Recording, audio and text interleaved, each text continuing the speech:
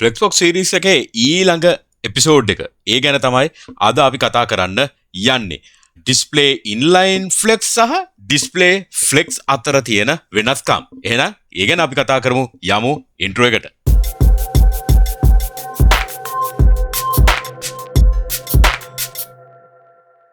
ආයුබෝවන් කියලා මගේ front end යාළුවෝ හැමෝම පිළිගන්නවා මේ MCodes Frontend YouTube channel එක. ඔබ channel එකට අලුත් නම් subscribe කරලා bell notification එකත් ඔබලා MCodes family එකට එකතු වෙන්න. හරි.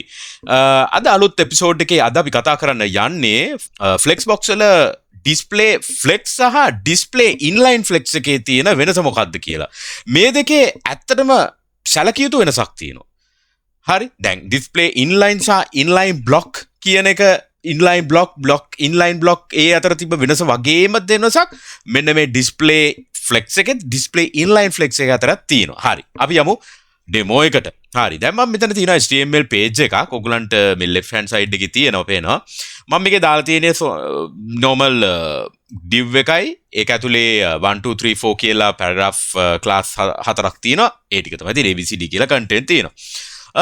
මේක තමයි output එක. මම ඇත්තටම මේකට width height මුකුත් දීලා නැහැ. මේ හතරටම padding එකකුයි text alignment එකයි එච්චරයි දීලා තියෙන්නේ. ඒකයි මේ full width ගත්තේ. මොකද by default මේවා ඇවිල්ලා මොනවද? block level element එකක්. ඒ නිසා තමයි full width ගන්නෙ. මම 10 pixel 30 pixel 40 pixel වගේ height width දුන්නා නම් මේගොල්ලෝ පොඩියට මේ ආකාරයට පේන්නේ. හරිද? දැන් මේක full width ගත්තේ අපි width height දීලා නැති නිසා. right. දැන් අපි board එකක් දුන්නා මේ parent. හරිද? අපි ගිය episode එකෙත් අපි කිව්වා හැමතිස්සෙම display flex ඒක දාන්නේ parent. children ඉන්න වෙලාවට parent තමයි අපි එක දාන්නේ. හරි? එහෙනම් තාමු display flex කියලා. display flex කියලා දාලා refresh කරාම මොකද වුනේ? display flex කියහම මේ ඔක්කොම එකට ආවා. ABCD කියලා අර width ටික ගැලවිලා අර content එකේ width එකට හදාගත්තා. ඕකනේ උනේ. හරි. එතකොට මම මේ border එකක් දැම්මා ඒ parent. දැන් මේ parent ගේ border එක ඔයාලට පේනවා නේද මේ full browse එකේ width එකටම ගන්නවයි කියලා. මම මේක resize කරත් කොච්චරත් ඔයගලන්ට පේනවා ඒකේ වෙනසක් උනේ නැහැ කියලා. හරිද? දැන් මම මේකම තව div එකක් දාන්නම්කෝ. දැන් මොකද වෙන්නේ කියලා බලමු refresh කරලා. ඒකම තව line එකකට ගියානේ. right. දැන් inline flex තේරුම් ගන්න පොඩි දෙයයි තියෙන්නේ. මම මේකට දැන් inline flex කියලා දැම්මොත් ඔයගොල්ලෝ හිතන්නේ මොකක් මෙතන වෙයිද? නිකන් guess කරන්නකෝ. අන්න හරි එක වෙන්න ඕන වෙන්නේ. හරි. අපි බලමු refresh කරලා. දැක්කද? display inline flex කිව්වහම inline එකක් විදිහට තමයි මෙන්න මේ content දෙක div container දෙකම පෙන්නුවේ. මොකද ඉස්සලා flex කිව්වහම full width ගත්තා ඒ parentව. හැබැයි inline flex කිව්වහම එයාට එයාගේ යටතේ ඉන්න full ඒ කියන්නේ children ලගේ සම්පූර්ණ content width එක විතරයි යාට ගන්නෙ. දැන් මෙතන සම්පූර්ණ content width එක කියන්නේ මොකද්ද? මේ ABCD කියන div එක සම්පූර්ණ div එක. දැන් මම මේක පොඩ්ඩක් resize කරලා ඔයගලන්ට පෙන්වන්න. ඒතර හොඳට පේනවා.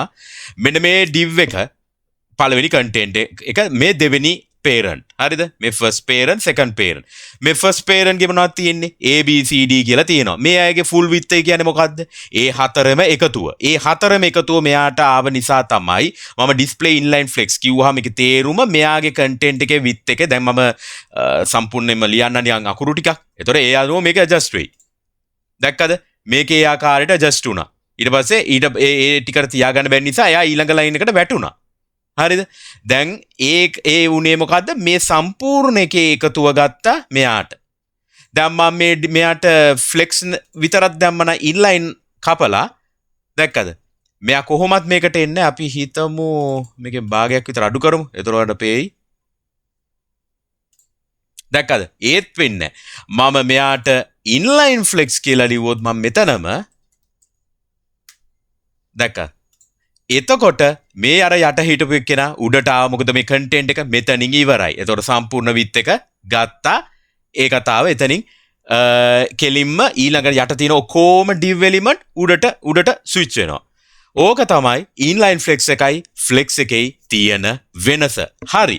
එහෙනම් අද අපි කතා කරේ ඉන්ලයින් සහ ඉන්ලයින් ඩිස්ප්ලේ ෆ්ලෙක්ස් සහ ඩිස්ප්ලේ ඉන්ලයින් ෆ්ලෙක්ස් අතර තියෙන වෙනස්කම්. එහෙනම් අපි ඊළඟ එපිසෝඩ් එකෙන් හම්බෙමු. එහෙනම් හැම දිනාටම ජය වේවා. චියර්ස්. අපි ගියා.